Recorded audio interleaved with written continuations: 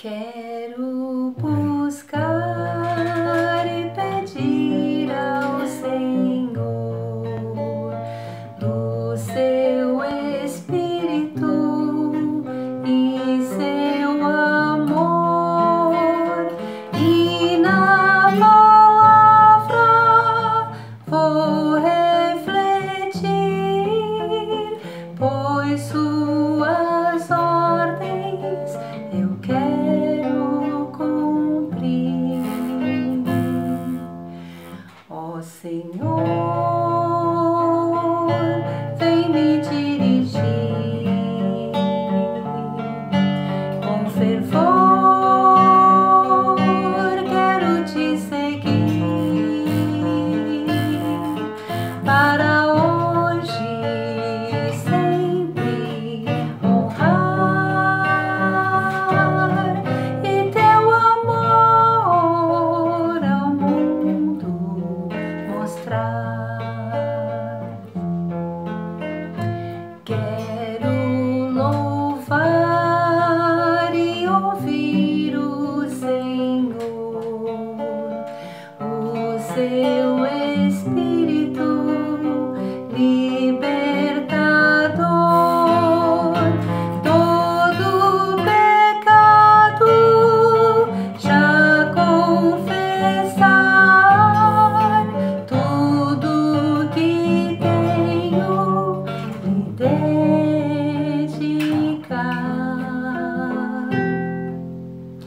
Ó Senhor, vem me dirigir com fervor, quero te seguir para hoje sempre te honrar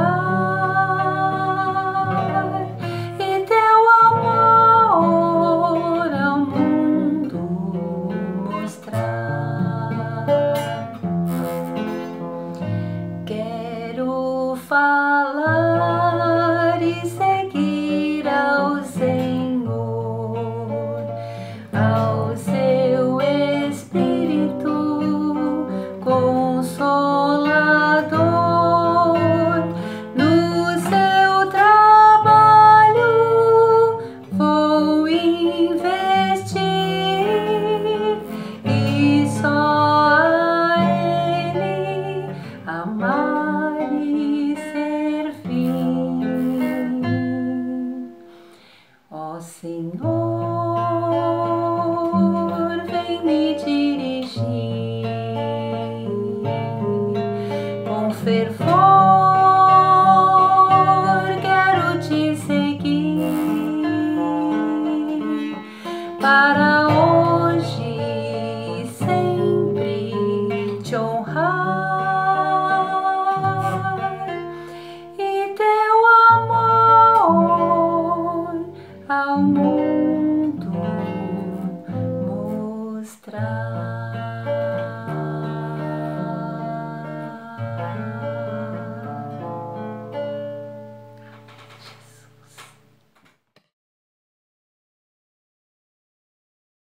Olá, irmãos e irmãs, graça e paz. Acompanhe comigo a leitura do livro de Isaías, capítulo 40, dos versículos de 1 a 11. O livramento prometido ao povo de Israel. Consolai, consolai o meu povo, diz o vosso Deus. Falai benignamente a Jerusalém e bradai-lhe que já a sua malícia é acabada, que a sua iniquidade está expiada e que já recebeu em dobro da mão do Senhor por todos os seus pecados. Voz do que clama no deserto, preparai o caminho do Senhor, endireitai no ermo vereda a nosso Deus. Todo vale será exaltado, e todo monte e todo outeiro serão abatidos. E o que está torcido se endireitará, e o que é áspero se aplanará. E a glória do Senhor se manifestará, e toda a carne juntamente verá que foi a boca do Senhor que disse isso. Voz que diz, clama, e alguém disse, que hei de clamar? Toda a carne é erva, e toda a sua beleza como as flores do campo. Seca-se a erva e caem as flores, soprando nelas o hálito do Senhor. Na verdade, o povo é erva. Seca-se a erva e caem as flores, mas a palavra do nosso Deus subsiste eternamente. Tu, anunciador de boas novas a Sião, sobe tu ao monte alto. Tu, anunciador de boas novas a Jerusalém, levanta tua voz fortemente, levanta-a, não temas, e dize às cidades de Judá, eis aqui está o vosso Deus. Eis que o Senhor Jeová virá como forte, e o seu braço dominará. Eis que o seu galardão vem com ele, e o seu salário diante da sua face. Como pastor, apacentará o seu rebanho. Entre os seus braços recolherá os cordeirinhos, e os levará no seu regaço. As que amamentam, ele as guiará mansamente. Amém. Bom dia, meus irmãos da IPI do Cambuci. Meu nome é Bruno, sou pastor aqui na comunidade Mosaico IPI, no sertão da Paraíba. E eu quero agradecer ao reverendo Jonas e à sua esposa Sinira, ao conselho dessa igreja, que tem sido abençoador na minha vida através da vida do reverendo Jonas. Lá na Secretaria de Evangelização, o pessoal diz que o Jonas é o nosso coração. E é verdade, Jonas tem sido o nosso coração na Secretaria de Evangelização. E eu quero agradecer mais uma vez o convite para a gente conversar hoje na IPI do Cambuci. Nós vamos conversar hoje sobre uma temática que a gente vai trabalhando também na nossa comunidade local nesse mês de dezembro. O tema é esperançar, uma maneira de experimentar a vida. E hoje nós vamos conversar sobre isso, sobre esperançar, essa maneira de experimentar a vida. Certamente você tem muito o que falar e comentar sobre o que passou em sua vida em 2020. A pandemia do coronavírus nos fez viver situações que nos obrigou a ressignificar algumas coisas muito valiosas para mim e para você. Fomos levados ao extremo de nossas emoções. Medo, raiva, pavor, tédio, preguiça. Nunca antes da história da humanidade moderna fomos tão acelerados e ao mesmo tempo tão desacelerados como estamos sendo agora. Fomos forçados a mudanças e adaptações num rumo e num ritmo frenético. De um dia para o outro tivemos que nos adaptar com a frieza de uma sala virtual, a impessoalidade de um abraço de longe ou até mesmo a proibição dos espaços comuns de nossas cidades. Os intelectuais e a mídia denominaram essas mudanças e adaptações com o termo o novo normal. Pois é, estamos descobrindo o tal novo normal. Eu, por exemplo, sou afeito aos abraços, às conversas calorosas, ao toque. Vivi momentos muito estranhos em 2020. Momentos em que a razão sabia o que fazer, mas o coração desejava outra coisa. Sabia que teria que me proteger, que tinha que proteger os meus, mas o coração queria estar em outras coisas, fazendo outras coisas, indo a outros lugares, vivendo outras histórias. Você também deve ter vivido isso. Você também deve ter sentido isso e desejado que tudo isso fosse apenas um episódio de uma série que acaba em 40 ou 50 minutos. Mas não foi. Estamos há 9 meses vivendo um outro jeito de experimentar a vida. A fé cristã nos convida em tempos como estes, em tempos como os que estamos vivendo agora, ao verbo esperançar. Sim, esperançar, almejar, sonhar, buscar, agir. Ou seja, este esperançar que a fé nos convida não é uma espera passiva, muito pelo contrário, é uma espera ativa. Quando estamos sem forças, precisamos ter esperança, que é diferente de ficar esperando. Esperançar é sonhar, é definir o que se quer e como irá alcançar. Então a esperança, no esperançar, passa a ser uma força que nos torna resilientes. Resiliência, palavra da moda. Resiliência. A resiliência cristã não nasce na calmaria, na brisa suave de um céu de brigadeiro. Antes nasce na terra seca da desesperança, em meio ao caos da insegurança e da vulnerabilidade. A resiliência cristã tem sabor de experiência, tem sabor de vida, tem sabor de nascimento, morte e ressurreição. Tem cheiro de esperança, tem cheiro de mudança, tem cheiro de presente, milagre mesmo. Tem cheiro e sabor de Natal. A resiliência cristã tem cheiro e sabor de Natal. Não nasce de uma vida artificial, de plástico, em que se celebra apenas as aparências e o aparente, e que luta com unhas e dentes para se manter feliz aos olhos dos outros. Não.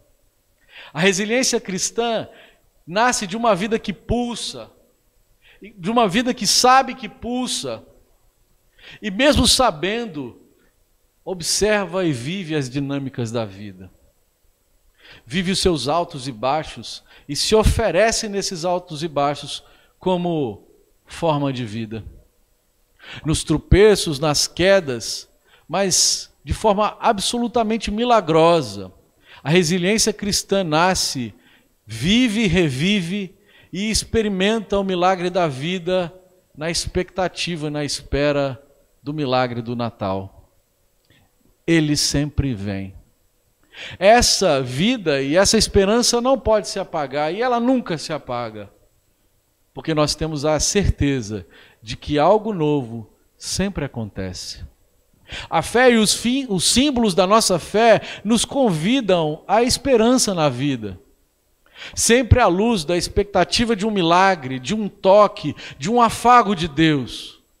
Nós somos convidados todos os anos, nos fins dos anos seculares e no início do ano da igreja, no início do ano litúrgico, no advento, nós somos todos convidados à reflexão, à introspecção e à espera.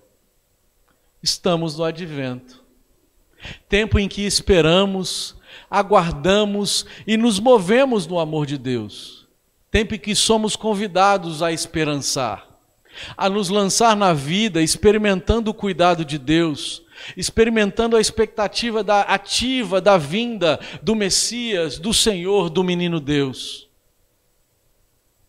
E para esperançar, precisamos repisar os caminhos da nossa fé, remontar, rememorar experiências e nos reconectar com as palavras e o desejo do Abba, de Deus, o nosso Pai, para que todos vivam uma vida plena, livre e profunda.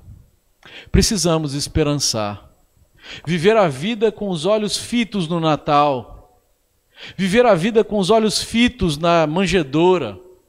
É na manjedoura que Deus mostra que Ele não nos deixou à sorte, que não nos deixou sozinhos nesse mundo, mas se importa conosco e vem até nós, rompe a dimensão do céu e se faz gente por amor a você e a mim. Viver esperançando é viver com os olhos fitos no Natal, na cruz, na manjedoura e na ressurreição. Essa esperança nasce de um coração que sabe que Deus não nos deixou à sorte de nós mesmos, não nos deixou lançados nos nossos delitos e pecados, antes nos amou profundamente, veio ao mundo, venceu a morte e triunfou para nos oferecer a vida e vida plena. E essa vida oferecida para todos e todas que nele se rendem e ele recebe. Eu quero recortar nesse momento, quero dar uma recortada nesse momento nas profecias messiânicas de Isaías, e hoje eu quero recortar Isaías 9:2. Você pode abrir aí no seu aplicativo, na sua Bíblia, mas se você não quiser, você pode só ouvir. O texto de Isaías diz: o povo que andava nas trevas viu uma grande luz. Uma luz brilhou para os que viviam no reino sombrio. Depois de revelar que os israelitas não tinham como escapar do sofrimento, nos capítulos 1 a 7, os israelitas não tinham como escapar do sofrimento, o profeta não encerra o assunto no sofrimento, mas volta-se para o futuro e anuncia o fim da aflição, da escuridão, do medo e da opressão. Essa profecia é dada ao povo num contexto de fragilidade política, vulnerabilidade existencial, confusão espiritual, injustiças profundas e desesperança numa sociedade sem rumo. Dê uma olhadinha em Isaías 3:5, em Isaías 8:21. Está lá o contexto da profecia. Essa profecia lança luz sobre as forças obscuras que há tempos dominavam Israel e Judá, denunciando o mal e confortando os justos. No verso 2 do capítulo 9 que nós lemos, temos o anúncio da libertação política e a salvação espiritual, tanto celebrada por Zacarias, quanto do anúncio do nascimento de João Batista. E que Mateus dá uma explicada profunda ao referir-se que era Jesus, o Messias anunciado. Jesus de Nazaré era o Messias que viria e seria luz na escuridão. E aqui nós percebemos algo muito importante, meu irmão e minha irmã. Deus está comprometido com aqueles que vivem no mundo. Deus não nos lançou à sorte. Deus não se afastou de nós. Deus não nos rejeitou. Antes, se ofereceu, veio para nos salvar, veio para nos reconectar, veio para nos resgatar. Ele se importa com você e Ele se importa comigo. Na leitura de Isaías, eu quero levá-los a duas considerações que eu acho importantíssimas para a gente nesse período, nesse momento em que nós estamos vivendo e nesse período litúrgico da igreja. A pandemia nos tirou amigos, nos tirou familiares, nos fez ficar com medo, nos trancou em casa, nos fez reclusos. Mas a pandemia não pôde nos tirar a fé, não pôde nos tirar o milagre da salvação, não pôde nos tirar a certeza de que Ele sempre vem. O máximo que a pandemia conseguiu fazer foi nos desconectar, desconcentrar, turvar as águas e desorganizar nossa vida. Mas repito, a resiliência cristã nasce em meio à vulnerabilidade e o caos. Para esperançar é preciso lançar-se na vida com olhar e atos de fé. Para esperançar é preciso se lançar na dinâmica da vida, não só com o olhar para cá, para o hoje, mas sempre lançando-se para o futuro e lançando-se para Deus.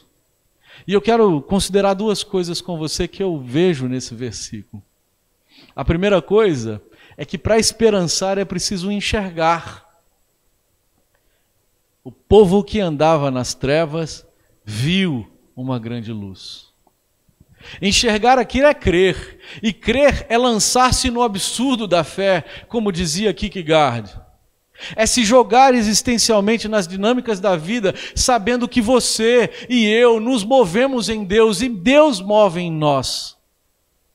Esperançar aqui é perceber as realidades e é perceber nas realidades a presença de Deus, é enxergá-lo. Quantos de nós nos deixamos ser turvados pelo medo da pandemia? Em alguns momentos do ano, Deus nos ofereceu insights da sua beleza. Pare um pouco e faça uma reavaliação do ano de 2020 sob a perspectiva do milagre. Observe o quanto o Eterno lhe acolheu, lhe iluminou na escuridão da vida, lhe ofereceu conforto, consolo e novas formas de agir na vida, novos amigos, novas pessoas, novos encontros, mesmo que fossem virtuais, novos encontros. O povo que andava na escuridão viu uma grande luz. Observe e veja que só podemos perceber Deus agindo olhando para o retrovisor. O verbo aqui está no passado, o povo viu, claro. Nós só podemos perceber Deus agindo olhando para trás e dizendo: foi Ele. Ele esteve, Ele estava. No meio da confusão, estamos tão preocupados com as dinâmicas das coisas que não o percebemos, mas quando olhamos para trás, nós podemos contemplá-lo.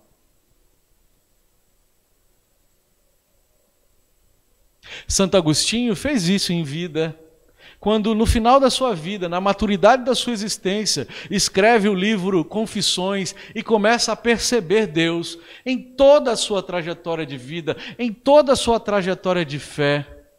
Pois é, precisamos parar para agradecer o que vivemos e lançar nossos olhos e sentimentos para o futuro cheios de esperança, porque nós sabemos que na escuridão Deus, o nosso amado Deus, não nos deixa. Ele sempre vem, Ele sempre veio e Ele sempre está do nosso lado. O Deus de Jacó é o nosso refúgio.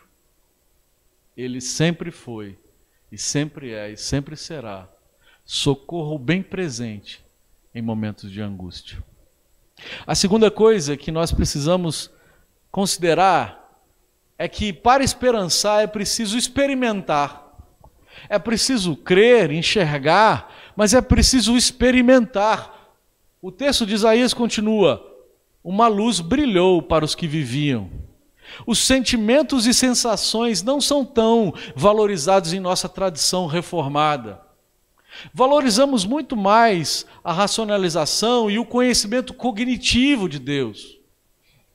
Nós valorizamos muito mais as nossas reflexões, a nossa razão, o nosso conhecimento cognitivo das Escrituras, que praticamente não aguçamos a nossa percepção sensível da presença de Deus no mundo. Eu gosto muito de um conceito que nasce de uma palavra extraída de Isaías 3, que diz o seguinte: e toda a terra está cheia de sua glória. Eu gosto muito de uma palavra que está ali, naquele textinho, que é a palavra kavod, que quer expressar a presença de Deus que encharca a terra, a presença de Deus que inunda a terra. Precisamos perceber a presença de Deus que encharca a terra, encharcando a terra. Essa presença que ofusca os nossos olhos, desconcerta os nossos sentidos, temos que aprender a aguçar os nossos sentidos e sensações para perceber, para experimentar, não só ver, mas experimentar, viver na dimensão de Deus, de que estamos em Deus, que nele nós movemos, vivemos e existimos, e que Ele está, e que Ele age, e que Ele é. Acho que era isso que Jesus estava tentando ensinar para Nicodemos naquele dia. Ele estava querendo dizer: cara, para nascer de novo é preciso aguçar a sensibilidade e experimentar Deus. Para nascer de novo, é preciso experimentar Deus e não somente entendê-lo, compreendê-lo, racionalizá-lo, mas devemos experimentá-lo com os nossos sentidos. O povo viu a luz, e a luz ofuscou os seus olhos, o povo sentiu a luz, o povo viveu a luz, e o povo esteve na luz e está na luz. Faça um exercício espiritual. Tente experimentar a presença de Deus no cotidiano da vida, nas coisas simples que você faz e nas coisas mais complexas. Tente, para esperançar, nós precisamos aprender a perceber e a sentir Deus em nós, conosco e em volta de nós. Tente experimentar a presença dele fazendo as tarefas da casa, em sua vida de oração e meditação diária, no seu trabalho, nas lives, em todo lugar. Eu tive uma experiência muito boa, há uns anos atrás, fazendo um retiro de silêncio no CTM Nordeste, onde eu entrei na sala onde a gente comia, no refeitório, e tinha uma placa escrito assim, esse retiro era um retiro de silêncio, e na placa estava escrito assim: alimente-se e faça de cada colherada uma oração. Perceba Deus e ore na alimentação. Tente mergulhar na dinâmica e na presença dele. Foi lindo. E até hoje eu tento experimentar Deus na vida cotidiana. Deus nos convida a experimentar sua presença. Ele nos convida a enxergar o que ele faz e experimentar o que ele é. E para esperançar, é preciso enxergar e experimentar a vida na perspectiva dele. E partilhar. Partilhar da experiência. Partilhar da experiência é o que faz a vida ter outro sabor, ter outra importância e ter outro significado. Não basta a gente só apenas ver Deus agindo, observar Deus agindo. Não basta apenas a gente só experimentar Deus agindo. Nós devemos oferecer ao outro e à outra a perspectiva, a chance de experimentar e ver Deus também. Como você tem experimentado a presença de Deus no mundo à sua volta? Os textos da liturgia de hoje, no lecionário, falam de uma presença de Deus que consola, que conforta. Como você tem experimentado a presença de Deus na sua vida? Eu quero fechar aqui. Para esperançar é preciso fazer acontecer. É preciso aguçar os sentidos e ver e experimentar o reino de Deus no mundo. Ao experimentar o reino de Deus no mundo, somos envolvidos com a beleza do seu amor, somos envolvidos com a beleza da sua presença, e nós não ficamos dentro de nós mesmos, nós compartilhamos. Nós somos levados a agirmos no mundo. Nós somos levados pelo amor de Deus a agir no mundo. Isaías nos lembra que o amor que Deus, que se manifesta no mundo, age em nosso favor.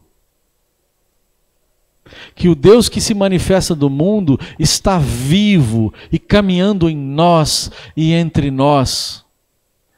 Ele será chamado de Emanuel, o Deus que vive conosco. Ele se faz gente e nos dá a oportunidade para que outros vivam uma vida mais digna, por meio das experiências que nós temos com Ele e dele. Em tempos como estamos vivendo, em dias frios como este, e frio digo emocionalmente dizendo, porque aqui no Nordeste faz um calor danado, estamos com 37 graus, 38 de média, mas em dias frios como este, repisar a fé em Isaías é um ato de esperança e um convite a esperançar. Paulo Freire, em seu livro A Pedagogia da Esperança, diz o seguinte: é preciso ter esperança. Mas tem de ser esperança do verbo esperançar. Porque tem gente que tem esperança do verbo esperar. Esperança do verbo esperar não é esperança, é espera. Ah, eu espero que melhore. Eu espero que funcione, eu espero que resolva. Já esperançar é a esperança de ir atrás, é de se juntar e não desistir, é ser capaz de recusar aquilo que apodrece a nossa capacidade de integridade e a nossa fé ativa nas obras. Esperançar é a capacidade de olhar e reagir àquilo que parece não ter saída. Por isso, é muito diferente de esperar. Temos mesmo é que esperançar. Quero terminar, querido irmão e querida irmã. Faça da sua vida um ato de esperança. Viva esse advento num ato de esperança ativa. Porque como cantamos, esperar em Ti é sempre caminhar. Esperar em Deus é sempre caminhar nele, com Ele, por Ele. Que Deus abençoe a sua fé, que Deus abençoe a sua casa, que Deus abençoe a sua igreja, no nome de Jesus. Amém.